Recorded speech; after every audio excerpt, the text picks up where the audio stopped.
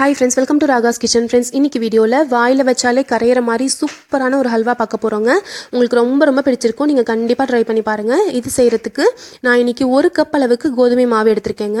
1 cup அளவுக்கு கோதுமை மாவு எடுத்தீங்க அப்படினா கிட்டத்தட்ட 1 கிலோக்கு கொஞ்சம் மேலேயே ஹல்வா வருங்க. அதுக்கு தகுந்த மாதிரி நீங்க அளவு எடுத்துக்கோங்க. இப்போ 1 கப் கோதுமை மாவு கூட 1 கப் அளவுக்கு தண்ணி சேர்த்து இது நல்லா கலந்து விட்டுக்கலாம். இத கலக்கிறதுக்கு ஒரு ஃபோர்க் எடுத்துக்கோங்க. அப்ப எங்கேயுமே கட்டிப்படாம ஈஸியா கலக்கிறதுக்கு ஈஸியா இருக்கும். இப்போ இது கூட இன்னொரு கப் அளவுக்கு தண்ணி சேர்த்துக்கலாம். மொத்தமா இப்போ 2 கப் அளவுக்கு தண்ணி சேர்த்துக்கோங்க. கட்டி இல்லாம நல்லா கரைச்சு விட்டுறலாம். இப்போ நல்லா கரைச்சு விட்டாச்சுங்க. இப்போ இது கூட இன்னும் ஒரு 2 கப் அளவுக்கு தண்ணி சேர்த்துக்க போறோம். அதாவது 1 கப் கோதுமை மாவு அப்படினா 4 கப் அளவுக்கு தண்ணி. இப்போ 4 கப் அளவுக்கு தண்ணி ஊத்தி நல்லா அதை கரைச்சு வச்சாச்சு. இப்போ இது செய்யறதுக்கு தேவையான அளவுக்கு நெய் எடுத்து வச்சிரலாங்க. நான் கிட்டத்தட்ட ஒரு 3/4 கப் அளவுக்கு நெய் யூஸ் பண்ண போறேன்.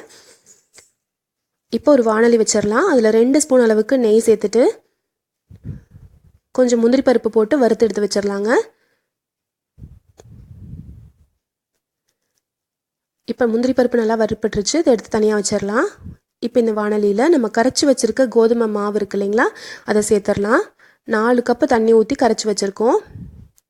கடைசியில் கொஞ்சமாக கசடு நிற்குதுங்க, அதை விட்டுட்டு சேர்த்துருக்கேன். இப்போ இது நல்லா கஞ்சி மாதிரி கொஞ்சம் நல்லா திக்காகணும்.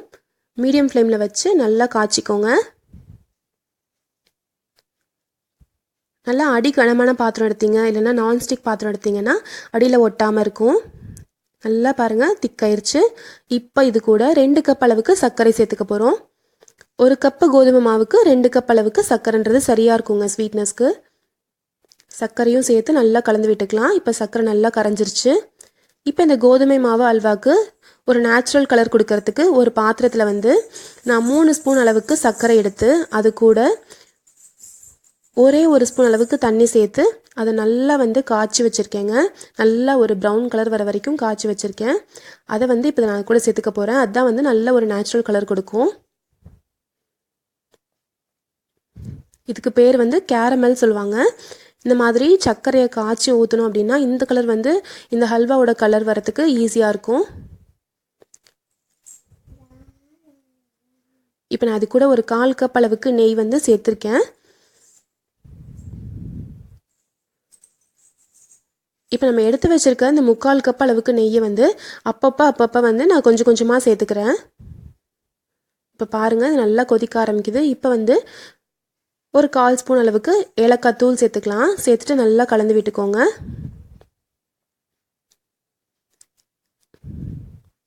இப்போ பாருங்கள், நல்லா கொஞ்சம் திக்காக ஆரம்பிக்குது. நம்மளுக்கு திருநெல்வேலியில் கிடைக்கிற அதே டேஸ்ட் வரணும்னா இது கொஞ்சம் நல்லாவே திக்காகணுங்க. பாருங்கள், இப்போ ஒரு பாதி அளவுக்கு நல்லா திக்காயிருச்சு. இந்த ஸ்டேஜில் நம்ம வறுத்து வச்சுருக்க முந்திரி பருப்பு இதில் சேர்த்துடலாங்க.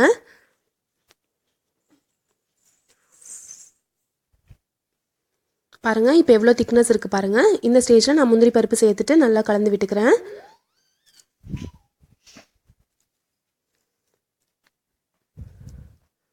அல்வாவுடைய பதம் என்னன்றது பார்த்தீங்கன்னா நெய் வெளியில் வர ஆரம்பிக்கணும். அதாவது நம்ம செய்கிற பாத்திரத்தில் ஒட்டாமல் இருக்கணுங்க. பாருங்கள், இது கொஞ்சம் நேரம் இன்னும் நான் காய்ச்சிருக்கேன். எந்த அளவுக்கு வந்திருக்கு பாருங்கள், நல்லா திக்காக இருக்குது. அதே மாதிரி இப்போ பாத்திரத்துலேயும் ஒட்டாமல் வந்திருக்கு. இப்படி ஸ்பூனை வச்சு இப்படி கிளறினீங்க அப்படின்னா பாருங்கள், பாத்திரத்தில் ஒட்டாமல் ஃபுல்லாக அல்வா தனியாக பிரிஞ்சு வந்துருச்சு பாருங்கள்.